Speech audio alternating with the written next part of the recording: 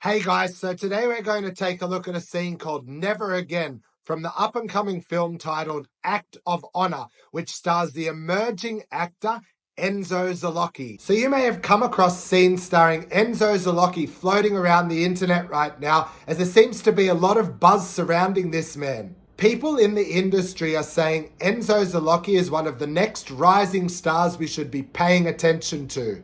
Now, I must admit, this scene caught me a little bit off guard, as I've seen other acting performances from Enzo Zelocchi, and this one shows a different side of him than we've come across before. So I'm going to watch this scene and then give my thoughts and feedback on it. You can follow along with me. Let's get into it. Are you on Instagram liking girls? I cannot be with a man like you if you are. I was texting my sister, happy birthday. What's going on? You can't text other women without my permission.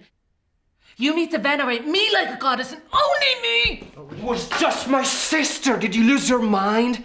I never venerated a woman like a god in my life, and I'm not gonna start right now. Fuck you! You are fucking loser! With all your secrets! You are wasting my time! You need to tell me everything! How much money do you have? Where do you keep your money? It's none of your business. And we're not even married. And even if, it was still none of your fucking business. I pay for everything. I provide. What do you want? Okay, so this is quite an intense opening to the scene. So it begins with Enzo claiming that he's texting his sister for her birthday, and his partner seems to be his girlfriend, comes out and tells him he can't text other women without her permission and he needs to venerate her and only her like a queen. So immediately this is telling us that there's some type of history, there's some type of situation that's been ongoing, and there seems to be a breach in the trust between the two, and perhaps even a little bit of toxicity in the way that they relate to each other. Zelocchi is showing us the different type of emotions that he can portray with his acting, such as calmness in the face of an uncomfortable situation. He's also showing us his frustration and anger coming out a little bit while the anger is being thrown towards him from his partner. So already we're seeing a lot of depth in his acting abilities. Leave your job and screw your work trips. I want you with me 24/7. Shut up!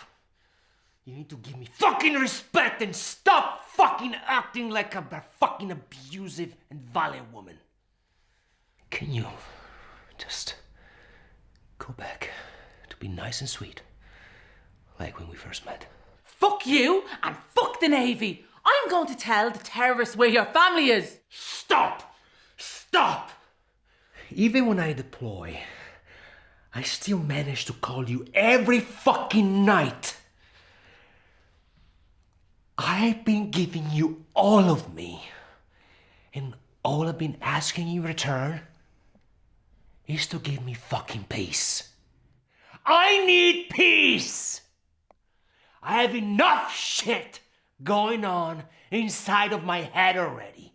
Okay, so now we're starting to see there's some type of power struggle going on. Zelocchi is telling the partner of his that she needs to give him more respect because he pays for everything. She's trying to get him to commit to spending more time with her 24/7. He needs to leave his job. So it seems like what both of them saying is a little bit irrational, and they're both looking for different things. And this is where the anger is coming from towards each other. Zelocchi's ability to shift from being angry to frustrated to making a plea to being stern is really quite masterful to watch. The way that he's able to change his character without skipping a beat. It really seems like quite sincere acting, and like Zelocchi is able to portray the correct emotional state for the statement that he's giving.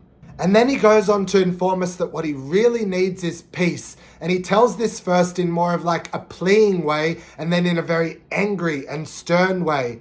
And this part of the scene finishes with Zelocchi informing us that he has enough going on inside his head right now. So we know that there may be some deeper issues that are affecting him right now. You are toxic. You don't even make love to me anymore. I'm hot. I deserve sex. Yes, you're hot. But when you behave and act like an evil fucking monkey, I don't feel like fucking you. Well, you should fuck me anyway. Are you gay? No. You were just a loser. Do you want to hit me? You know what the trouble it would take to hit you?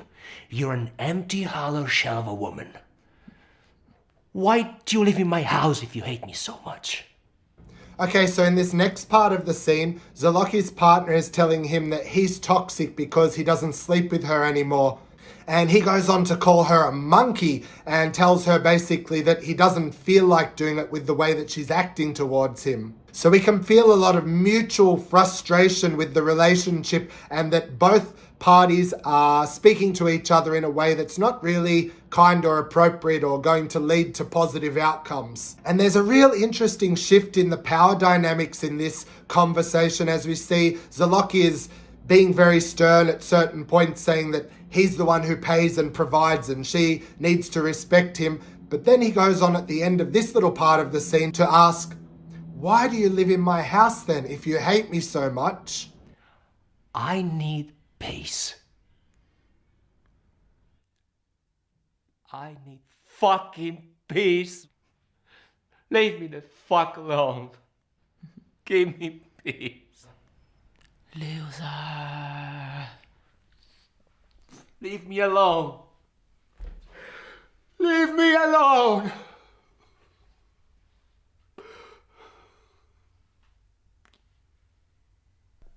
Leave me alone. Get out of my head. Get out of my head.